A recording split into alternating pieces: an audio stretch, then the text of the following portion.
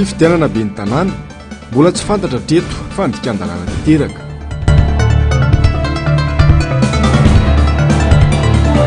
Fa antrany eto Madagasikara difotra tanteraka ny 80 isanjaton'ny malagasy.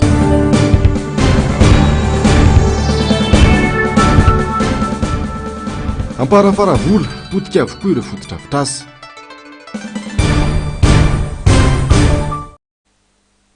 Sabotsy 20 volana janoary taona 2024 manatitra ny araba indray tompoko lasy sy tompoko vavy tonga soenao atao anatin'ny fotoana ny fampalalambo avao manasanao mpanajana sy ampitiavana indray ny tenako anaraka izany hatramin'ny farany. Ny pejin'ny finoana avy hatrany sy ano isatarantsika ny fampalalambo avao anotantiraina teny amin'ny FJKM manjepo vavolombelona ny fivoriam-be santatra ho an'ny Syrodapartanina Antananarivo Antsinanana tamin'ity androany ity fitoam-pivavahana nentina nitondranam-bavaka ny taom-piasana sy ireo mpiandraikitra rehetra ao anatin'ny Syrodapartany no natao nandritra izany narahana fifampiarabana noho ny tonon-taona vaovao mazava ny afatra ny voatra nandritra ny fotoana dia ny anamafisana ny finoana. Andomiaratina sy Mateo Prince.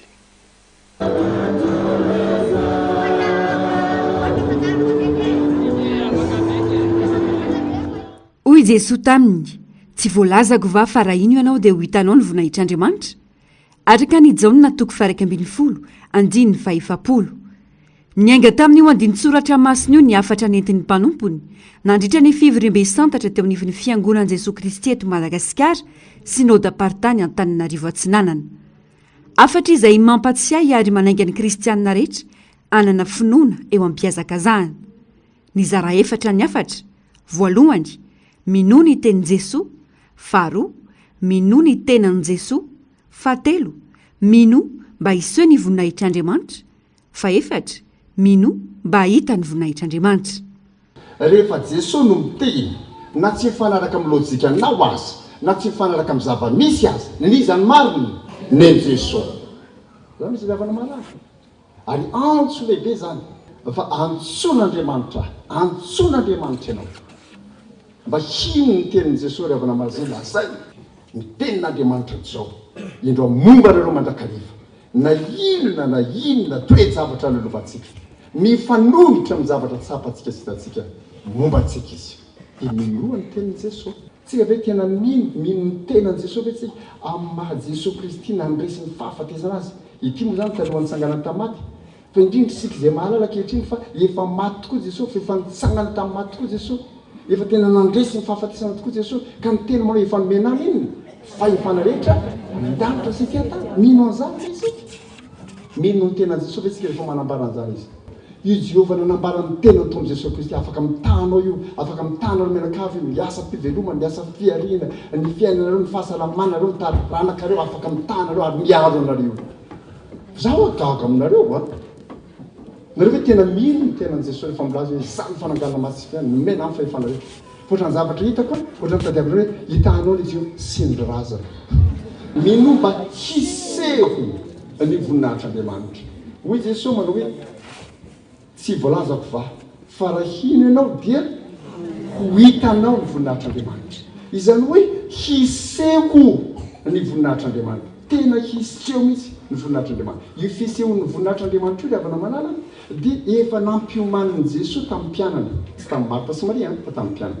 Rehefa tsy mino ianao dia tsy afaka manao ny asany tiany tanterahana hanehoana ny voninahitry Jesoa. Rehefa tsy mino ianareo tsy afaka manao asa maro ny Jesosy Kristy. Zany izy raha tsy miseho ny voninahitry'Andriamanitra mila manontany tenitsika manao hoe so tsy mino aho so tsy mino isika so tsy mino zahay. Raha ny solomasony finoana ny ijerena ny asan'i Jesoa mialalina amin'ny finoanao miorina fa raha ny solomasony tsy finoana ny ijerena ny asan'i Jesoa maika koa antony-javatra hiampangana sy hanamelohana azy ny zavatra izay nataony. Mandehana re mamakivaky ty taony ity misy teny anankiray zany miverina tamin'ireo fizarana efatra tamin'ny toroteny kireo inona liavana malala minoa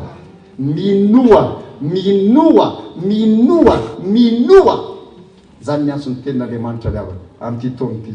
Fotoan-dehibe ho an'ny Synodapartany Atsinanana androany nitondranam-bavaka ny tao-piasana izy ireo mpiandraikitra isantsokajiny nanavaozana ny fanekena ho an'ireo voatendry hanao ny asan'Andriamanitra amin'ny mahatontaona nisy ihany koa ny fiarabany ireo ray aman-dreny sy mpiasa isan'ambaratongany eo anivon'ny synodam-paritany.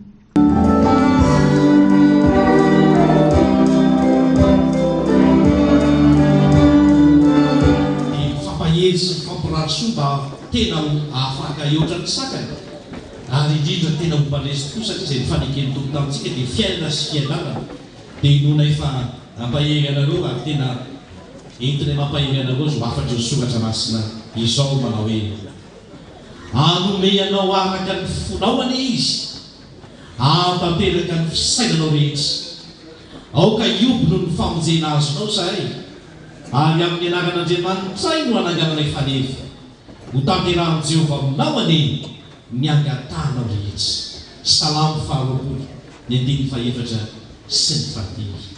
Anisan'ireo nanatrika sy nanome voninahitra ny fotoana ny Filoha Ravalomanana Marika amin'ny mahazanaky ny fiangonana azy ao anatin'ny synodam-paritany Atsinanana. Namelombelona ny fanantenana teo amin'ireo mpino kristianina ny hafany nandritra ny fandraisam-pitenenany. Diran'Andriamanitra ary manome voninahitra azy. Zava-dehibe loatra natratrarantsika ty taona ity, raha dia tsara aloha fampiarahaba tratry ny taona. Engany ka ho amintsika tsirairay aby izay tokantrano ny sosiny tsara ary ho ambinina amin'izatra atao. Ka dia faly aho tena faly mihitsy resaka aminareo zao. Anareo aza matahotra, aza mitebiteby dia ahoana ihany ny toy mino fotsiny ihany.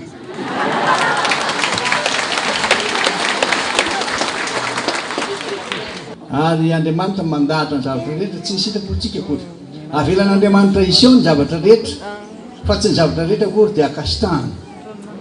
Ary avelan'Andriamanitra iseo ny zavatra rehetra tsy ny zavatra rehetra dia asoantsika rehetra. Fa anjarantsika no mametraka tsara amin'Andriamanitra ny fisaorana sy fankasitahana fa lehibe ny voninahiny. Dia anjarantsika izany any hoe aza matahotra mino fotsiny ihany.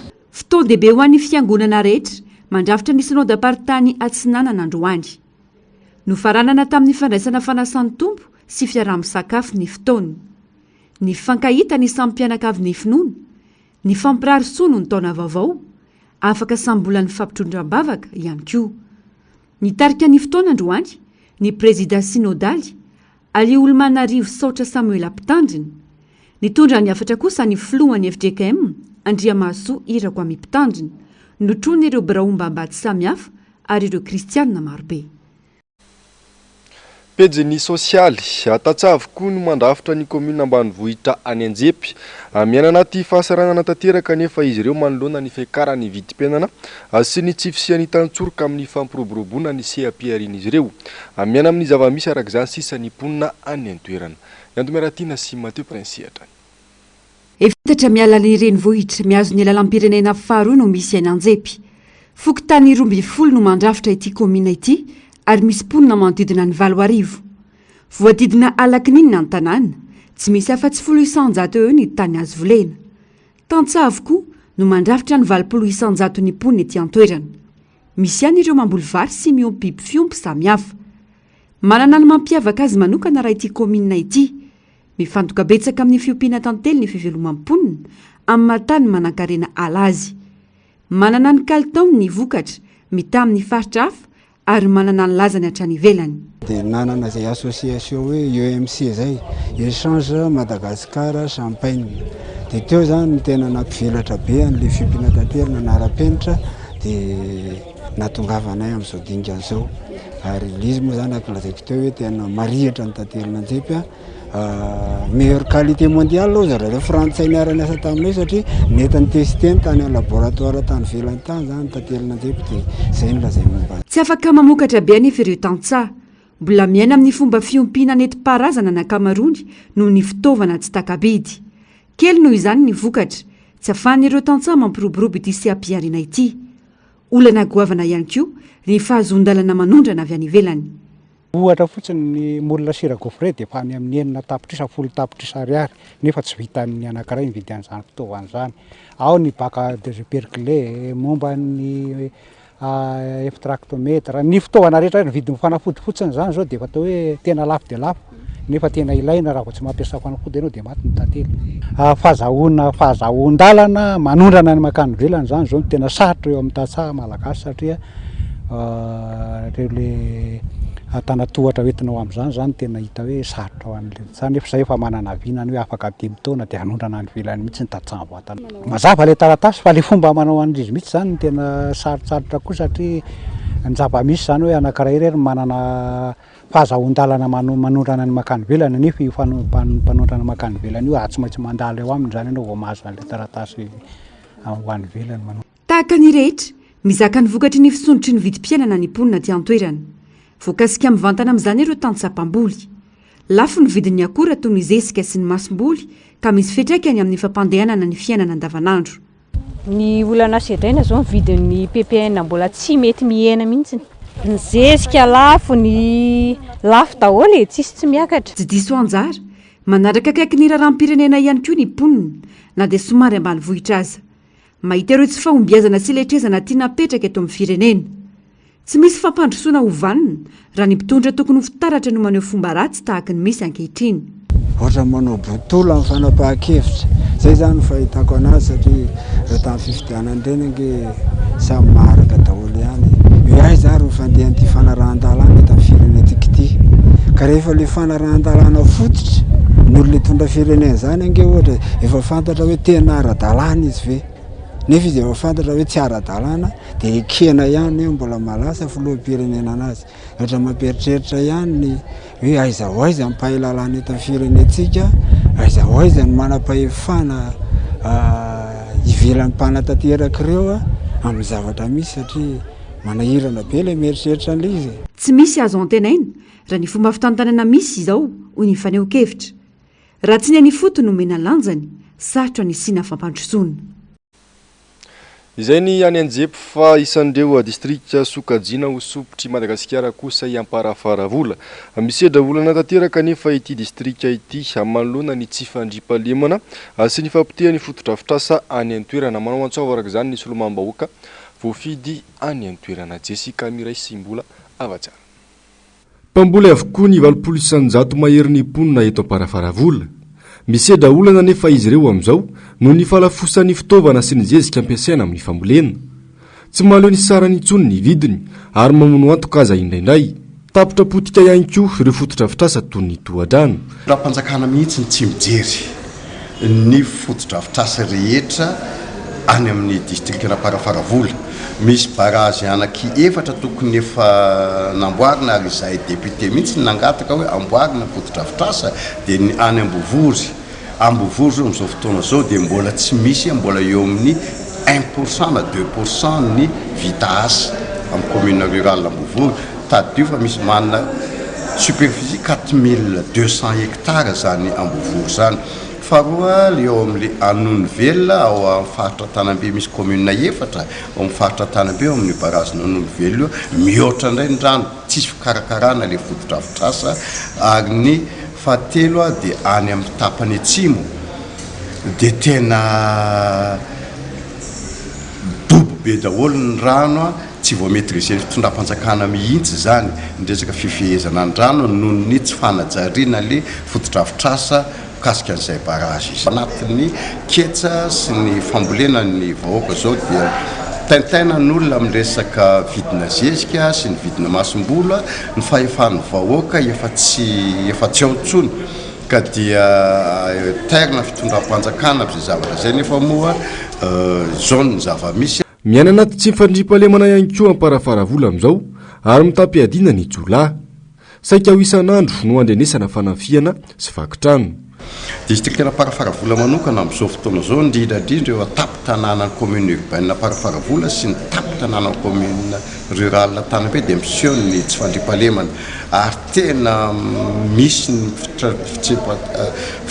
fanafiana mpitambasy indrindrandrindra fatolona amin'izany fanafiana mpitambasy anisan'ny mamelona commune maro eto Madagasikara ny distrikana Amparafaravola izay isan'ny sopotry Madagasikara amin'ny famokaram-bary marary tanteraka nefa ity distrika ity amin'izao toy ny akamaroan'ireo distrika manirana ny nosy eo amin'izay pejy sosialy izay hatrany tsy nitsahany akatra ny vidim-piainana teto Madagasikara hatramin'ny krizy ny Covid-19 ary tsy mbola tafariny izany hatramin'ny androany nahitana fiakarany 1.5% ny vidim-piainana ny taona 324 lasa teo indy ny vahoaka madinika hatrany no mizaka ny vokany Any fidiram-bola tsy misy ny sakafo midangana be hany ka voatery ahena ny arotsaka ao an-tokatrano atao izao indrindra ny fanehoan-kevitra ireo fa olom-pirenena sendra ny mpanao gazetanay tamin'ity androany ity. 20 ny tany fahantrana ho an'i Madagasikara ho an'ny taona 2024 iny. Toy izao hitantsika amin'ny kisary izao ny tany fahantrana teto Madagasikara hatramin'ny taona 2024. Ny taona 2024 nanomboka ny tombo ny tany fahantrana ary tsy tafarina mandraka androany.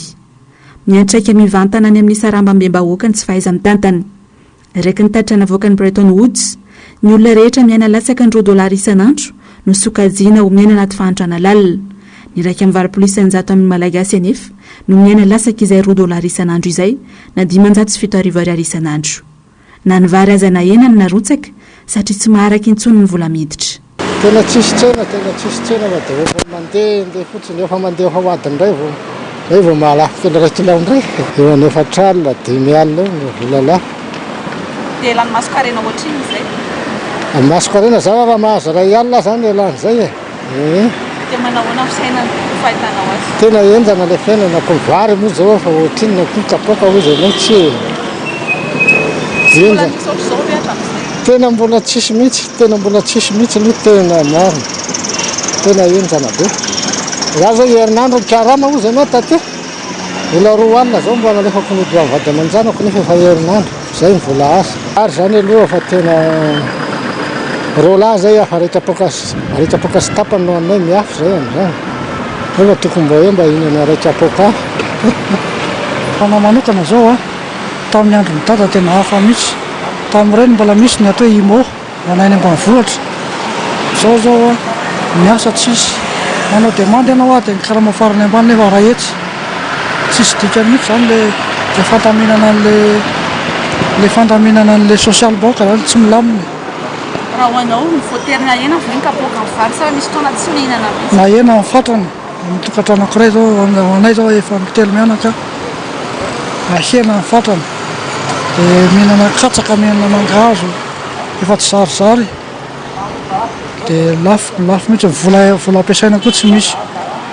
Hita tena mihasarotra mihitsy zao ny vidim-piainana satria ny olona tsirairay tsy maintsy mifofotra vao mihinana.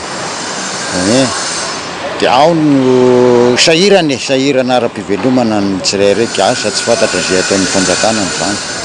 Miangavo zay zany mba hojerena. Ahena ny vary arotsaka. Ao aminay zao raha olona anankiroa zay dia mbo mihinana vary erany kapoaka dia ampy ray mandrotsaka. Hatreto anefa tsy laharam-pahamiana ho an'ny fanjakana ny sosialim-bahoaka. Raha ny hita ao anatin'ny teti-bolam-panjakana ho an'ity taona 2024 ity satria dia nahena avokoa ny teti-bola ho an'ny ministera miany sosialy. Mialalina hatrany araka izany ny elanelana misy eo amin'ny manitra sy ny manan-karena eto Madagasikara. Tsy navita ny asa nandrasana taminy sy ny lokalokana mpanantenainy ny ben'ny tanàna teo aloha. Amporofon'izany ny fako sy ny lalana ratsy iainan'ny mponina eto an-drenivohitra amin'izao fotoana izao hoy ireo olom-pirenena. Nitondra ny anjara birikiny tamin'ny fanesorana ireo fako miparitaka atetsy ambodin'ny sotro ny maraina teo fa ny teo anivon'ny humaniste écologiste. Fanentanana sy fitariana ny olom-pirenena andala ny fahadiovana no tena antony nanosika azy ireo hanao ity fihetsika ity raha ny fanazavana. Yavitra solondabe sy Andry Rakotomanala. Fahasorenana sy mamonina no re amin'ny olom-pirenena malona ireo fako misavovona navelan'ny ben'ny tanàna Andretsy Toaina ao Antananarivo. Lalitra sy fofona mantsina fifamoivoizana voahelingelina no iainana. Lasa andavanandro ny mponina eto Antananarivo ny fako sy ny fitohanana kanefa niezina ny fampelezan-kevitra tamin'ny fotoan'androny nampanantenana fahadiovana sy filaminana. Tsy tanteraka akory ireo fampanantenaina toy ny nataon'ny filoha ihany ny olom-pirenena. Mila fahadiovana ny tanàna satria efa misy ny fitaovana ka tsy tokony handrasana ela izany. Ohatr'izao foana ny iainana teto. Fa misy fitaovana hitanay mipoitra tamin'ny tele aloha tonga dia ity satakandro ilay fiainana. Tsisy fako ohatr'izao tsony. Fa manimba fahasalamam-bahoaka tompoko. Etsy fisakafoanana. Etsy. Manjary mitondra aretina ho an'ilay olona tompoko. Zay ben'ny tanàna mitondra eo. Fa resaka fotsiny le taloha tonga teo tompoko. Ny andro ny baiko nadio ny tanàna Antananarivo avy amin'ny filoha-pirenena vao nihetsika kely nadio ny arivony rehetra. Ny andro ny fampitaovana avy amin'ny firenena Japony koa vao tapa-kevitra nadio ny tanàna ireo tompon'andraikitra. nanao ny tandrifa azy koa ny avy amin'ny antoky humaniste écologiste fihetsika heverin'izy ireo fa tokony hananany tsirairay ihany koa. Zao hetsika zao izay isan'ny fanentanana ny olona amin'ny resaka fahadiovana izay isan'ny vinany fikambanana zany a fahadiovana sy ny fahasalamana ary ny fikajiana ny tontolo iainana. Dia tao anatin'izany koa zany a manentana ny orinasa tsy miankina ihany koa zany a sy ireo mpamatsy vola anatona ny commune dia anatona ihany koa ireo association izay manana tetikasa entina hanodinana fako dia manentana amponina Antananarivo Ray Manontolo andaontsika zany a hiara entana amin'ny fahadiovana hiara entana hanangana Antananarivo madio. Namafisin'ny mpanolotsain'ny tanàna ny tokony isiany mangarahary eo amin'ny fitantanana ara-bola eo anivon'ny commune. Efa nampitomboina ny etra ka tokony tontosaina amin'ny atsakany sy ny andava ny asa sosialy sy ny fampandrosoana. Fantatra hoe nisy ny lesoka lehibe dia ny fanapahan-kevitra nampiakarana ny etra izay efa nitondrany to amina Rahalambomahay izay mpanolotsaina ny commune na Batoma moa izy io hoe tokony nisy fijerena manokana ihany io etra io satria izay no nampalaina ny olona nandoa etra teto Antananarivo. Ary raha malaina ny olona mandoetra dia tsy ampy ny kitapo vola miditra ao amin'ny commune Antananarivo renivohitra dia izay ny antony tsy mahatonga ny fako izay tsy voaroaka io. Kanefa na inona fitaovana omena na iza mpamatsy vola ho avy dia ratsy ny fitantanana mahitsy no voafehy dia mbola sarotra ny eritreretana an'izany. Manandanja amin'ny fampandrosoana ihany koa ny fandraisana anjaran'ny tsirairay. Finiavana sy fahatsapahatena tia fahadiovana no tokony volena amin'ny isam-batan'olona. Manana andraikitra avokoa araka izany ny tsirairay amin'ny fanabeazana sy ny fanentanana ny olom-pirenena. Vaovao manodidina ny toetry ny andro, olona ray tsy hita popoka, 704 mahery ireo trabona vokatry ny oram-ben'ny kija ny 12 sy ny 14 janoary lasa teo araka ny tatitra nataon'ny Bromsana ny fandrindrana ny loza voajanahary na ny BNGRC o Malzoma afarotra valo fa manerana nosy voakasiky ny oram-kija ka nazahoana ireo antotanisa ireo.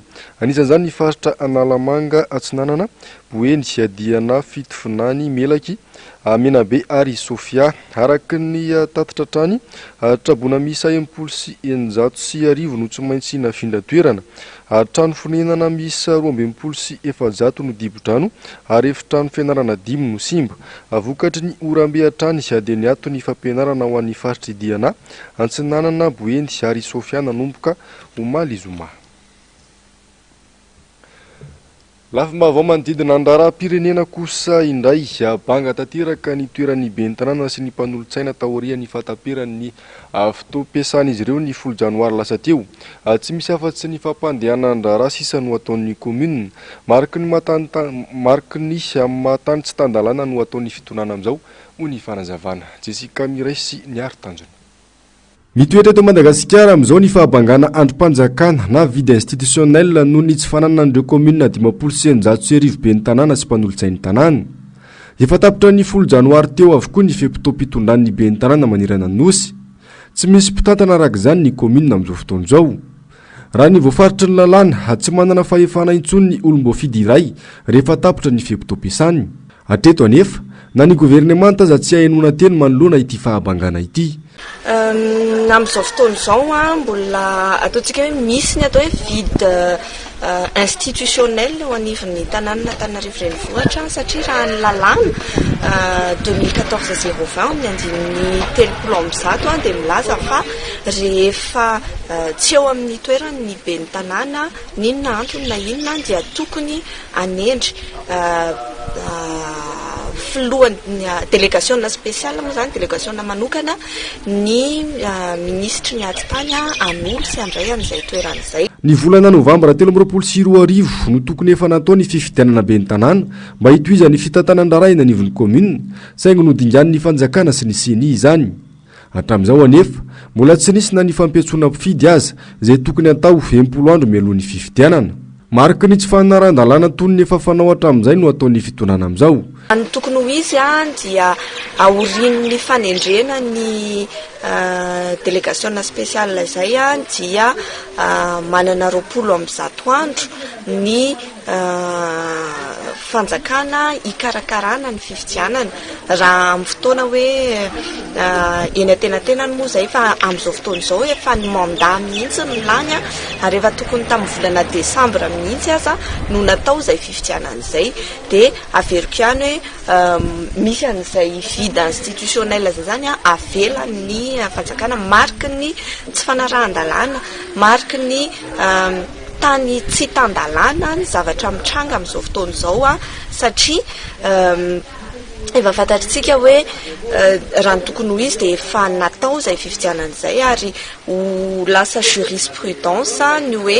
lany ny mandat tsy karakaraina ny fifidianana dia mifampianoeno eo dia samy anao izay tiany atao eto amin'ny tany sy ny fanjakana. Fantatra araka ny lahatsoratra navoaka ny gazety mpiseho isan'andro iray hafa ny herinandro avy io no hamoaka fepetra ny governemanta mikasika ny ben'ny tanàna sy ny mpanolo-tsaina.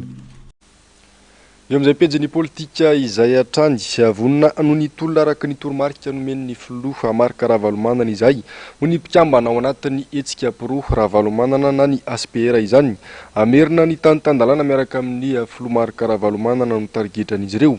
Ny fampiarahaba sy nandray toromarika araka izany ny mpikambana manerana nosy androany sy atetsy belera. Avitra solondehibe sy Andry Rakotomala. Mitombo isatrany ireo mpikambana ao anatin'ny hetsika pirò Ravalomanana. Fikambanana resy lahatra amin'ny asa fampandrosoana nataon'ny filoha Ravalomanana ary mbola mametraka fitokisana aminy amin'ny fanavotana ny firenena. Manana rasa mangaika 730 manerana nosy ny ASPR amin'izao fotoana. Mijoro ary vonina anohy ny tolona isy ny tany-tantalàna izy ireo. Manana ny programanay be dia be mihitsy izany izahay ao anatin'ilay hetsika.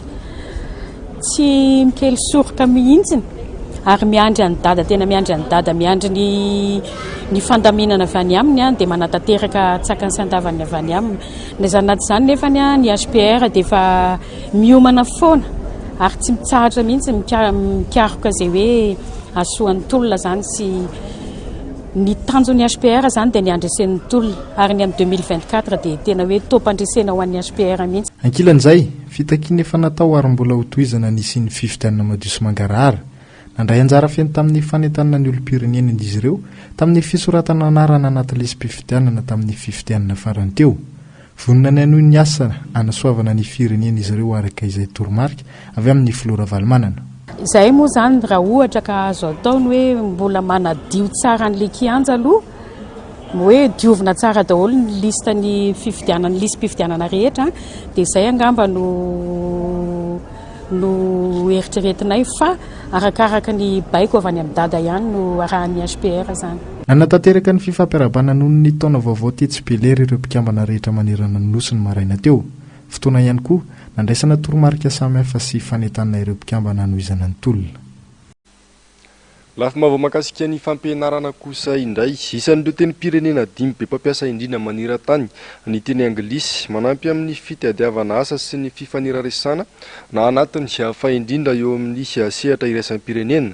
Nanomboka androany tamin'ny fomba ofisialy ny fianarana teny anglisy no karakarainy ny tanora tiako i Madagasikara ao amin'ny boriboritany fahatelo aritra 3 volana ny fampianarana ary mamaim-poana tanteraka manodidina ny 200 eo ny tanora nisitraka izany sy fianarana teny anglisy izany. Jessica Miray sy mbola avatsara. Sakana eo amin'ny sehatry ny asa ny tsy fahafehezana ny teny vahiny. Akoatra ny teny frantsay dia manokatra lalana betsaka kokoa ny teny anglisy. Hetsika fanaon'ny tanora tiako Madagasikara eo anivon'ny boriboritany fahatelo ny manome fampiofanana ny tanora. Sambany kosa ny fampianarana teny anglisy. Tanora tsy latsaky ny 200 no tonga ny soratra anarana.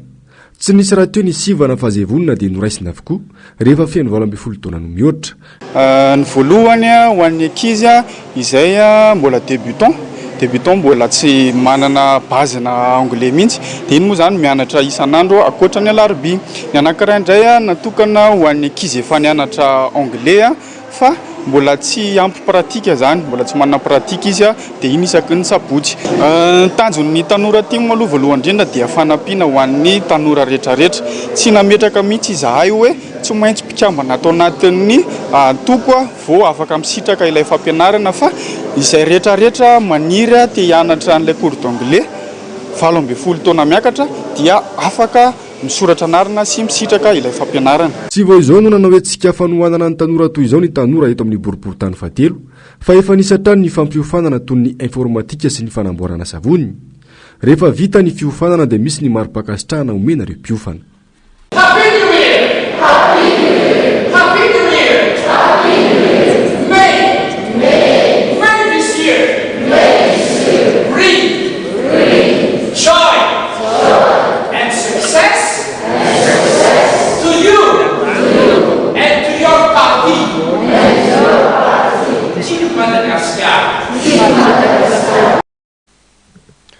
Lafa mavany fanatanjahantena kosa indray lalao iraisan'ny pirenena tsy latsaky ny telo no atrehany taranja fototra atletisme amin'izao fiandohan'ny taona izao. Efa anatin'ny fiomanana tanteraka ny mpiatroka rehetra na dia mbola sakana tsy mety voavany arabola ho an'ireo mpiatroka hony avy amin'ny federasiona. Yavitra solona be sy Andry Rakotomalala. Mihetsiketsika avokoa ireo federasiona rehetra amin'ny fanomanana ny topikatroana vaovao. Maro ireo lalao iraisam-pirenena sy eto an-toerana ho tanterahana. Ho an'ny taranja fototra atletisme, maro ireo lalao iraisam-pirenena miandry mandritra ny enim-bolana voalohany amin'ity taona ity. Ny akaiky indrindra amin'izany ny fandraisana anjaran'ny Rakotony Rina Jean-Claude amin'ny cross country izay tanterahana ny Belgrade fa io ihany koa ny avy eto an-toerana. Manaraka ny championnat du monde en salle izay efa nazahoantsika invitation efa azonay ato amin'ny fédération koa zany ny be an'ny Sidonia izay hiatrika an'izay any amin'ny fiandohan'ny volana mars any.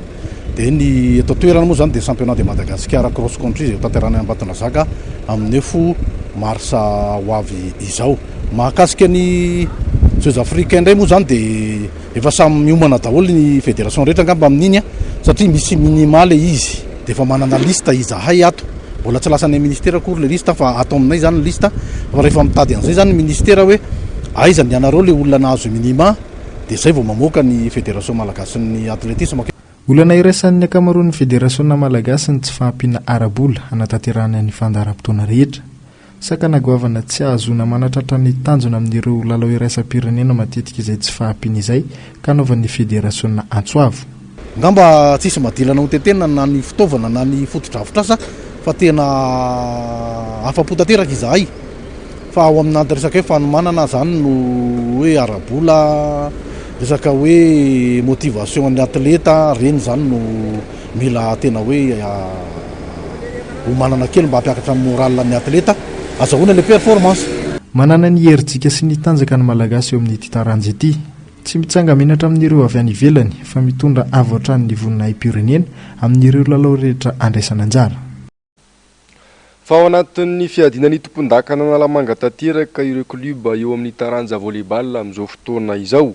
Volleyball akaiky ny fiarahamonina no isan'ny tanjona, maro ny vina vaovao entina eo anivon'ny liga mba hanatsanana hatrany ity taranja ity ho ny filohan'ny liga na Analamanga.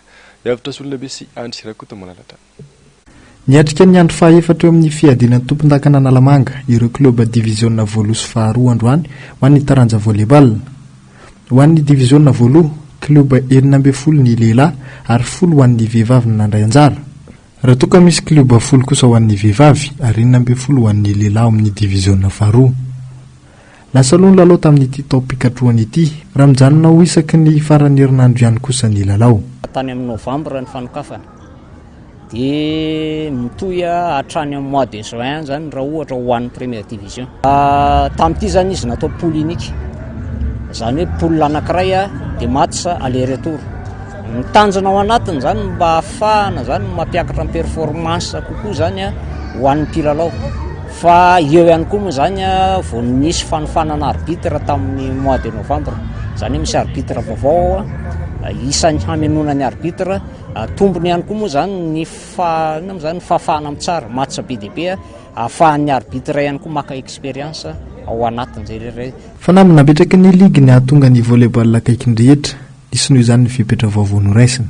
Satria raha ny terrain de basket feno eran-tanàna, ny terrain de volley vitsivitsy, dia hoe atao manantona ny olona kokoa zany ity volleyball ity, lafiny anankiray zay. Fa izay mihitsiny koa zany le hoe ao anatina match zany le match aller retour misy ny club ampandray dia nisy ny club visiteur. Iny zany antony anankiray zany hoe mba any amin'le toerana hilalaovan'le club mihitsiny zany ohatra hoe any Manchester, misy club any Manchester eto aminay ato amin'ny ligny Nalamanga tsy mbola nahita an'ireo ekipan'ireo le tanànany Mandrisesa dia amin'izay zany mba hitan'ny ao an-tanàna hoe ity le club anay ao amin'ny ACDMA ao anaty hazo misy club ao dia mba hitan'rareo ao any Ambohimalaza manana club izy dia izay kokoa zany ny antony hoe mba hitan'le olona. Ireo mpilalao efatra tafiakatra amin'ny fiadinan'ny tompon-dakana Analamanga no hiatrika ny fiadinan'ny tompon-dakany Madagasikara ny volana Oktobra sy Novambra raha ny vinavinan'ny Federasiona Malagasy ny volleyball. Maresaka iraisampirenena iroso amin'ny fananganana tamboho vato lehibe izany amin'ny sistany manasaraka azy amin'ny Rosia sy Belarusy Estonia. Fanamafisana ny fiarovana ny sistany no antony nandraisana izao fanapa-kevitra izao raha ny fanazavana nataon'ny ministra ny fiarovatena any an-toerana. Iroso amin'izay fanamafisana ny fiarovana ny sistany izay ihany koa ny ao Letonia sy ny ao Lituania izay samy ao anatin'ny firenena Balta. Onjalalaina Ranaivo Manana sy Manofo Randriamanala. Manamafy ny fiarovatena any amin'ny sistany manasaraka azy amin'ny Rosia sy Belarus ny firenena Balta izay ahitana ny Estonia, Letonia ary Lituania. Ny zoma lasa teo nanao sy ny fifanarahana mahakasika ity fanamafisana amin'ny fiarovatena ity ireto firenena telo ireto. Ny fiarovana ny sistany atsinanana sy ny atsiminy ireto firenena ireto ny tena ho atao noho ity faritra ity izay iraisana amin'ny Rosia sy Belarus. Sokajiny Estonia sy Letonia ary Lituania ho fahavalo ireo firenena roa ireo. Antony iraisana izao fanapa-kevitra izao. Isaraka izany ny fametrahana fitaovam-piadiana entina iarovatena any amin'ireo sistany ireo. Ho an'ny Estonia manokana dia hanangana tamboho vita amin'ny vato izy ireo amin'ny sistany manasaraka amin'ny Rosia. Vinavinaina ho any amin'ny volana Jona no vita ny tapany voalohany amin'ny fananganana izany. Ireo mponina manakaiky ny toerana ananganana ihany no handray anjara amin'ny fanamboarana raha ny fanambarana nataon'ny ministra ny fiarovam-pirenena Estoniana. Tsy maintsy miandry ny fankatoavana avy amin'ireo tompo-tanàna nefa vao hiroso amin'ny fananganana ilay tamboho vato raha ny fanazavana hatrany. Tombanana hoe 10 tapitrisa euro ny vola ho ampiasain'ny Estonia amin'ny fanamafisana ny fiarovana ny sistany manasaraka azy amin'ny Rosia sy Belarus. Tapitra ny fampalalambavao tompoko lahy sy tompoko vavy angasitrahana fenanao hananaraka izany. Hatramin'ny farany toy ny mahazatra dia ny fandarana aona marina sy ny fandarana Global News no araina avy hatrany. Aorian'izao fampalalambavao izao Moro Some ho kosa ny lohatenin'ny olona tsarina amin'izao atolotry ny MBS anao amin'ity androany ity ny tenako mametraka ny manapitafa tompoko lahy sy tompoko vavy.